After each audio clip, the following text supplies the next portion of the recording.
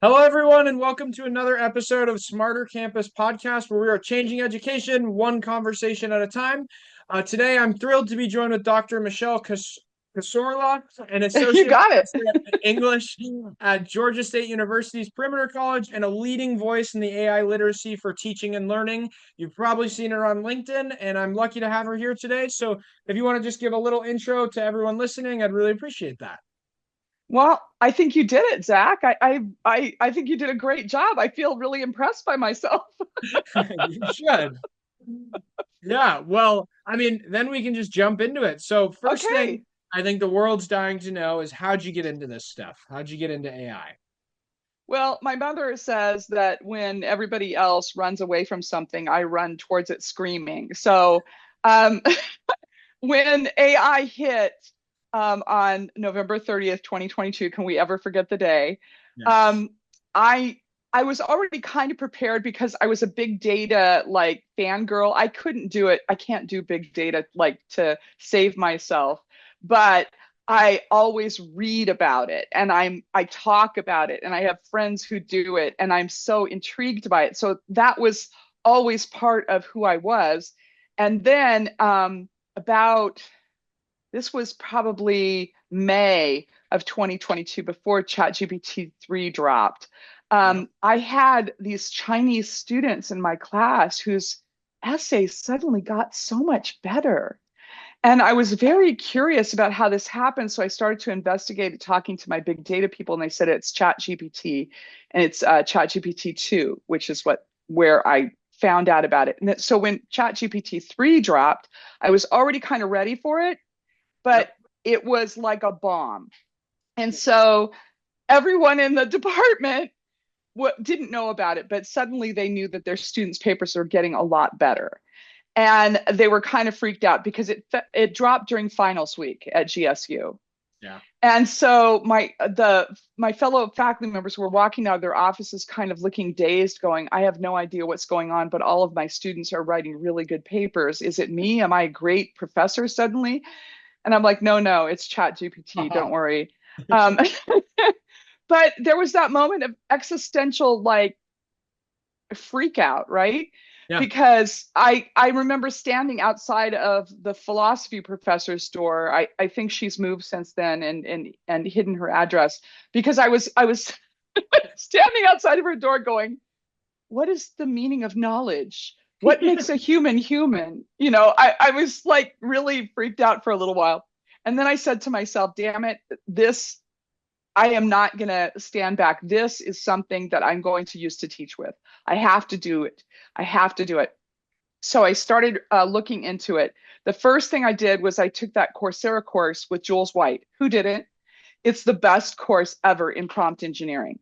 So I took that course. I learned all about prompt engineering, and I was right in the middle of like really getting deep into the AI when my friend Eugenia Novokshonova um, came. I would like you to pronounce that Yeah, one. yeah, no, let Um, me let me try that one. she called me up and said, I just graduated with my multimodal PhD and I want to do a multimodal course. And I said, well, I'm working in AI. And she said, well, let's put them together. So Yeah. we started working together with a multimodal AI project. That's what we called it. And I had this theory that you can teach against and with AI. So we really started trying to teach against AI. That was our first thing. Of course, that's everybody's thing. You start Yeah. thinking, no, no, no. I can teach against this. It won't take over my class. Um, so we did a couple of assignments that were against AI, like a collage, for example, a digital collage, stuff Yeah. like that, that real AI really couldn't do. But then we got into the situation of like, okay, now what do we teach next? Yeah. Because we have to actually teach these students to write, and we know that AI is there. So what do we do? So that was the start of our whole progress towards where we've come. And we've been working, we've been teaching in our classes, composition 1101, 1102, the composition one, composition two, Yeah. the basic classes for every college. we've been teaching in Composition 1 and Composition 2 with AI since fall 2023. So that means that 6 months after it dropped, well, actually less than 6 months after it dropped, we were already teaching full time every single week. We have AI on our course. It isn't like a little bit of sprinkle here or a sprinkle there. It's like solidly, firmly within the course. So we learned a lot after we did that. So we learned a lot about what our students think about AI. We learned a lot about how to try to figure out to teach with it. And we came up with some really interesting things. For example, Eugenia's really good at reverse engineering stuff. She's that's how she designs her courses. And we had been building templates for a long time together. So we worked together a lot. So one of the things we said to ourselves is, okay, in 5 years, what are our students going to, what are employers going to want from our students? Yeah. Okay, so that's how we then reverse engineered what we would put in our classes. So first thing, they want everything to be factual. They don't want to be sued.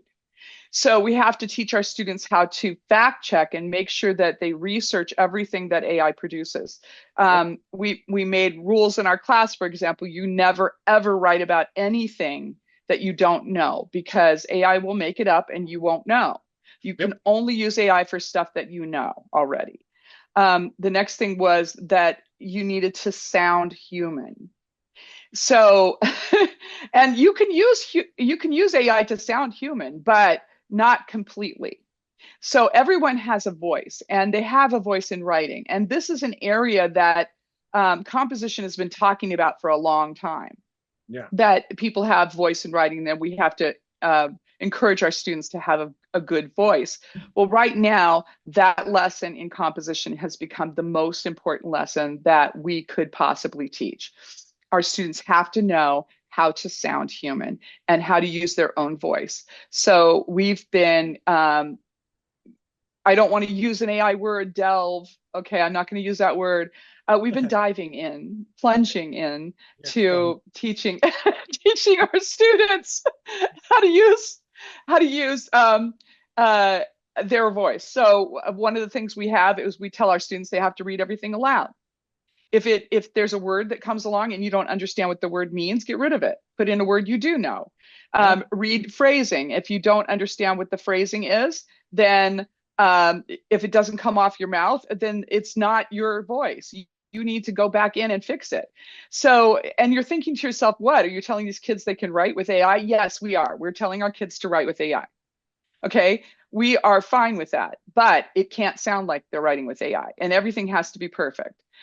So that's another thing. Everything has to be perfect. That's another thing that employers will expect, that everything is perfect. The spelling, the grammar, the syntax, everything is perfect. And because we're expecting that now.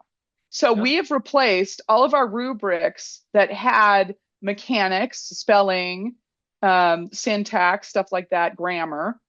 We've replaced that with voice, and tone and audience awareness, rhetorical understanding of the assignment. So those are on our rubrics instead of mechanics, because mechanics don't matter anymore. We have a machine to take care of that. So if it's mechanical, give it to a machine. That's our view. So, and so then the third thing is that you have to be efficient. So employers are going to want people who are really super efficient. So we teach our students to use a whole bunch of different kinds of AI tools for different things. And we teach them how to use them, and we teach them when you should use them and when you shouldn't use them. And we have them use different types of chatbots so that they can understand the personality of each chatbot. Like that Chat GPT is kind of playful and fun. And a Gemini is really, really pop culture and cool. And Claude is very buttoned up and proper. So they get to know these chatbots, and they start to understand how they're going to function. So that's really important too. Now, we do have our students write, and they have to learn how to write. You're like, oh, well, you're using AI. How are you going to teach them to write? Well, we have some really intense tutoring programs. So we just ran one today, for example.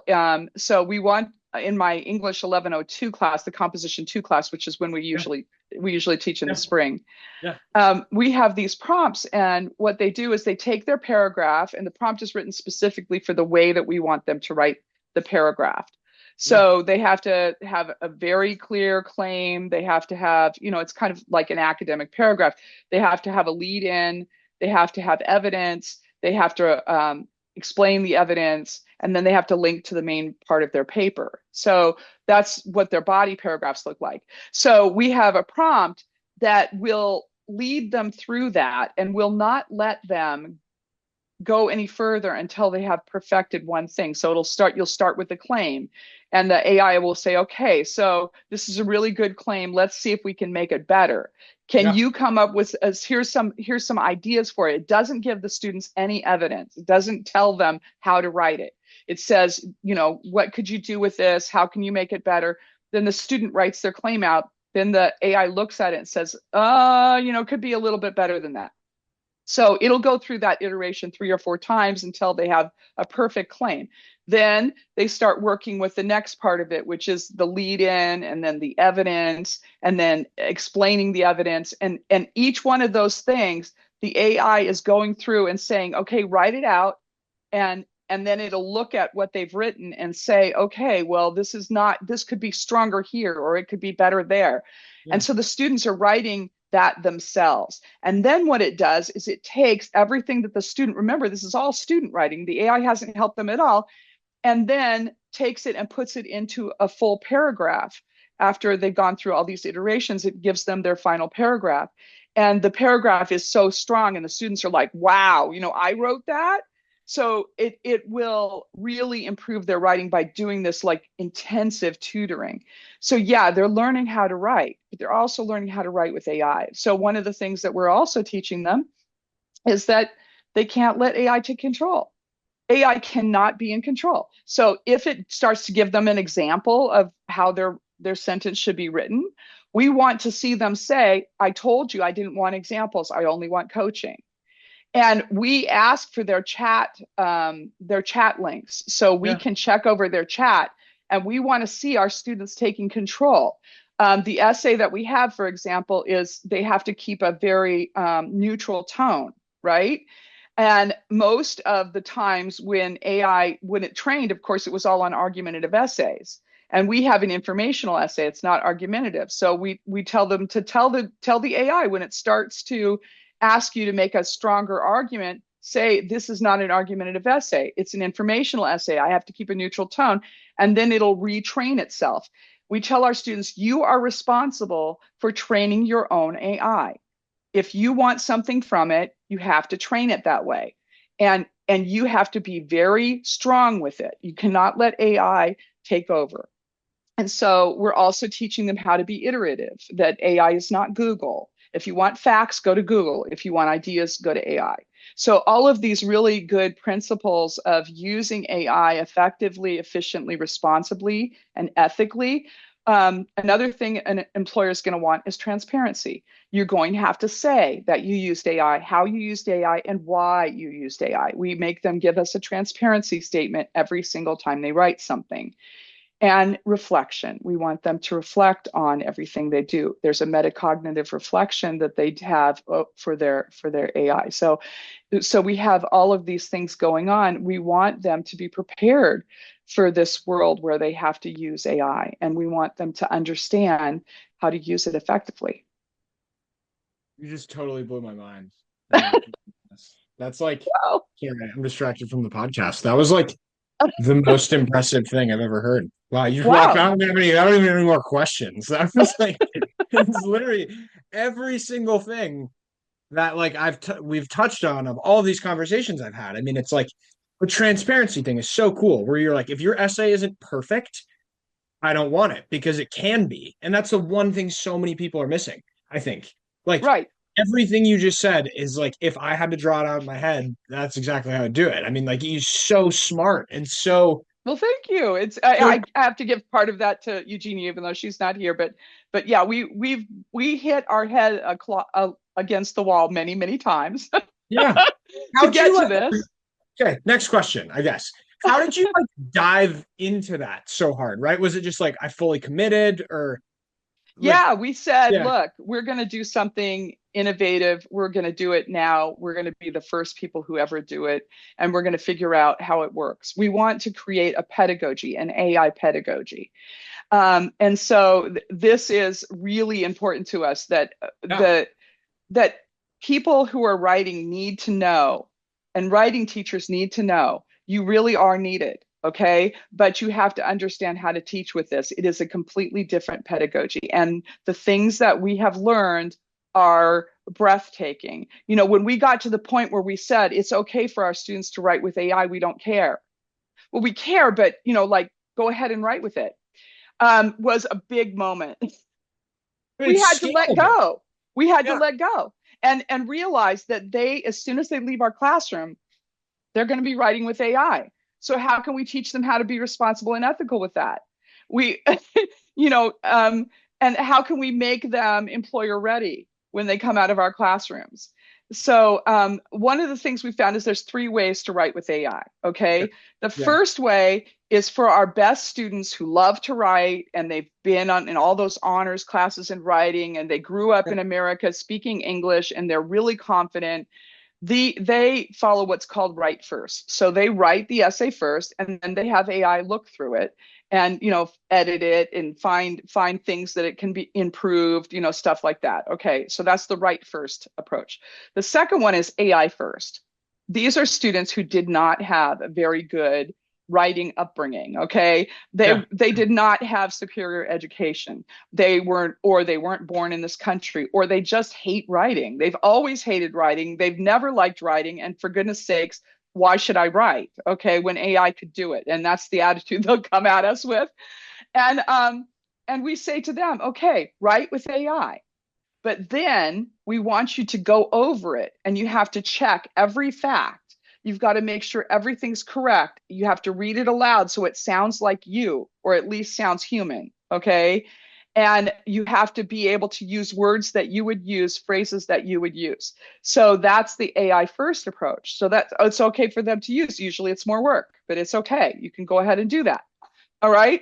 And then, so we tell our students, we don't care if you use AI, but we care if you sound like you used AI. If you sound like you used AI, sorry, it's a zero.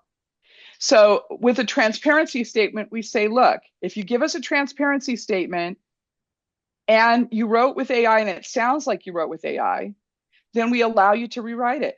But if you didn't give us a transparency statement, or you told us you didn't use AI and it sounds like AI and we know you used AI, we're not going to let you make it up. So it's a carrot I and mean, stick it's kind just of like thing.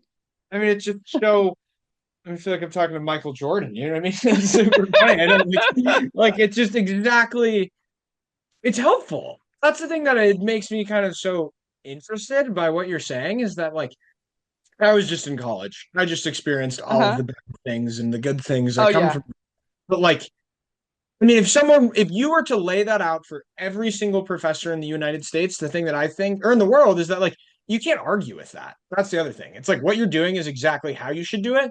Because if you want to use it, use it. If you want to kind of use it, kind of use it. And if you don't want to use it, don't use it. But don't lie to me because I'll catch you. And Right. that's Right. exactly. Right. You have to I be mean, honest about it. You have to how be do you really like? honest about it.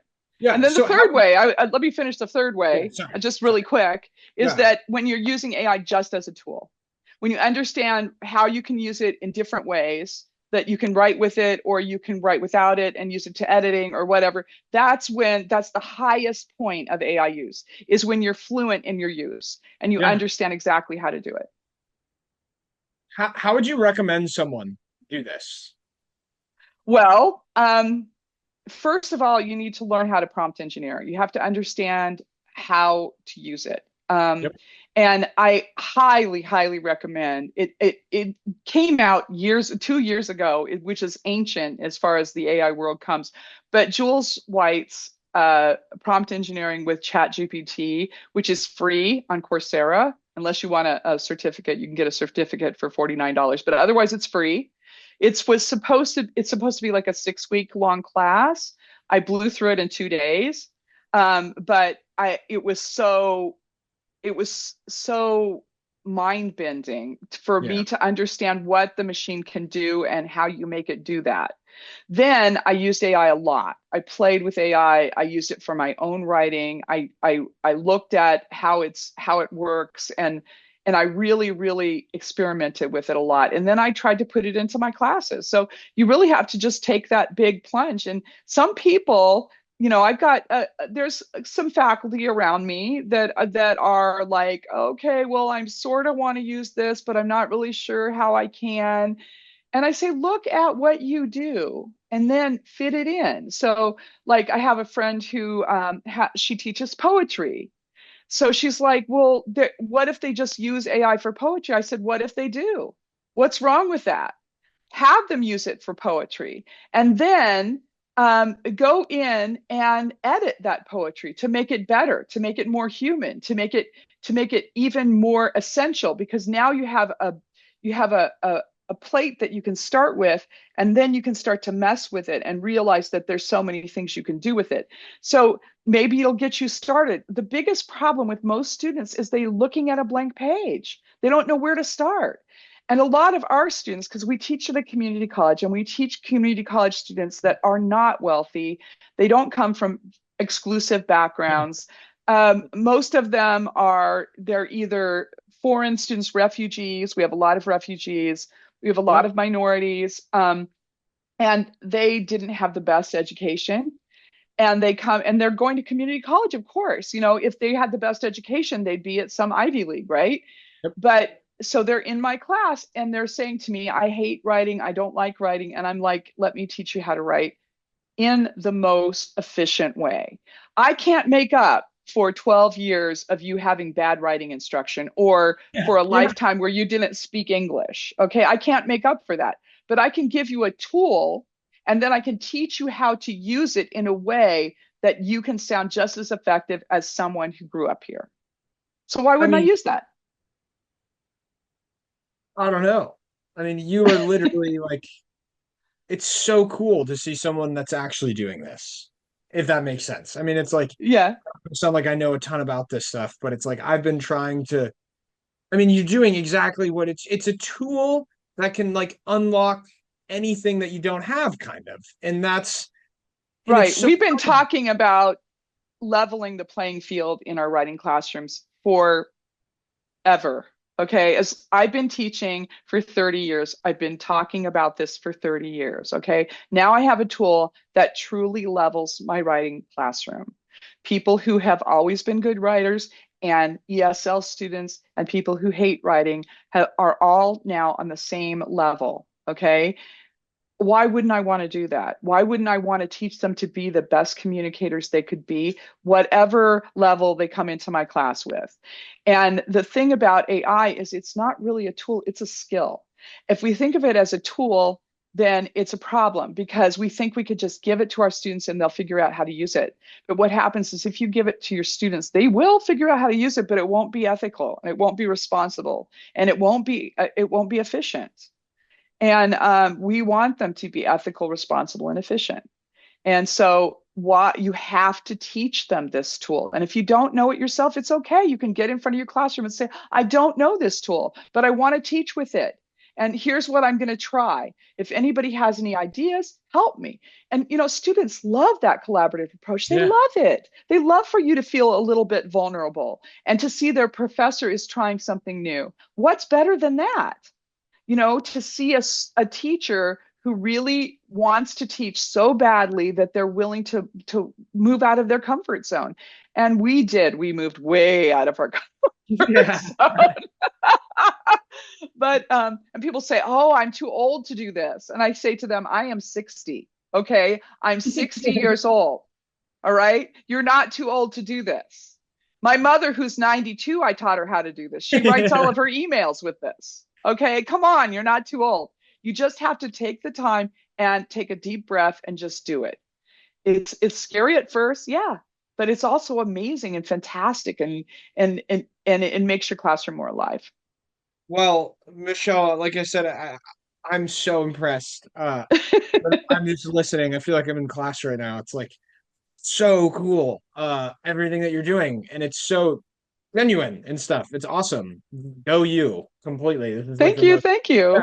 And From you, so that's a like, really big compliment because you're in the business, and that really means a lot to me. I mean, it's just so, I don't know. I haven't talked to anyone that's doing what you're doing. Like wholeheartedly through and through, completely correct. And I don't think I can like say that because I would say I know I've been on the student side, I've been on the ed tech side of things, and it's like this is like exactly what you need for the future, right? I mean, you guys nailed it. Like you're gonna do it something that no one else has done before. I would argue I've talked to most people that are in the field that you're doing, and no one's done what you've said you're doing wholeheartedly, right? You know, there's people Yeah, doing we're like, in it deep. yeah, We're in and it deep.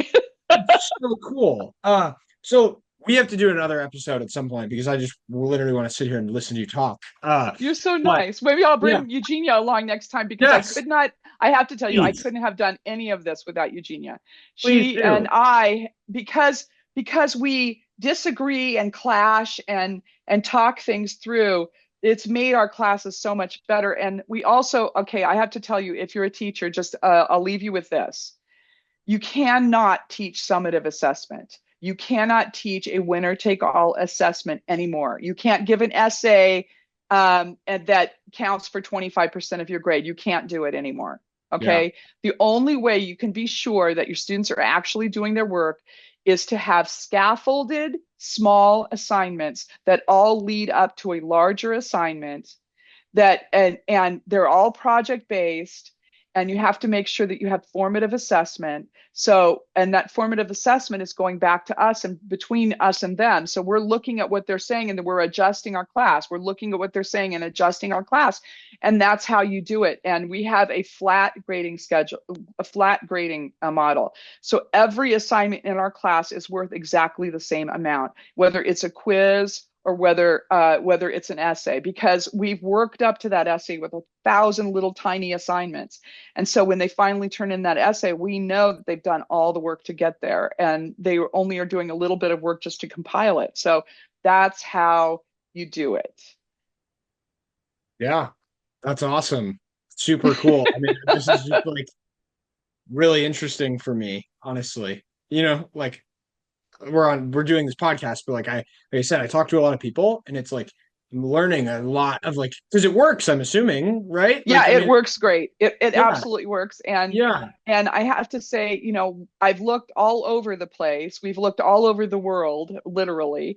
And we think we are the earliest to ever do this and probably the only people who are doing this, especially to the extent and with the depth and with the understanding that we've been doing it. So it's I mean, been a wild ride. you should be speaking everywhere. You know what I mean? There's so many people that are looking for this, is kind of the other thing. And it's like, I'm just going to wrap up the show really quick so that we can keep it short and we're going to do another episode. But thank you so much, everyone, for listening. I appreciate it. I learned something today. This has been the coolest thing ever. Thank you, Michelle. This is amazing. Well, I'm glad we talked. Take Yeah. care, Zach.